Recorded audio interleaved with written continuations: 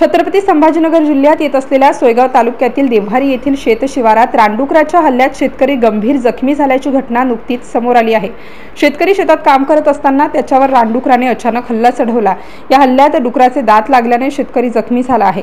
शिवदास हरदास जाधव वय 45 असे या हमल्यात जखमी झालेल्या शेतकऱ्याचे नाव असून त्यांच्या हातावर डोळ्याला यामध्ये गंभीर दुखापत झाल्याचे वृत्त आहे। शिवदास जाधव हे 28 मार्च गुरुवार रोजी सायंकाळी शेतात काम करत असताना त्याच वेळी पाठीमागून रानडुकराने अचानक त्यांच्यावर हल्ला चढविला। MCN न्यूज मराठीकरिता बहादूर चव्हाण, संभाजीनगर। माझे नाव मीरावी उत्तम चव्हाण, मी गावाचे उपसरपंच आहोत। माझ्या गावाचे शेतकरी शिवाभाऊ शिवदास हसराज जाधव यांच्यावरती जंगली डुकराने हल्ला केलेला आहे।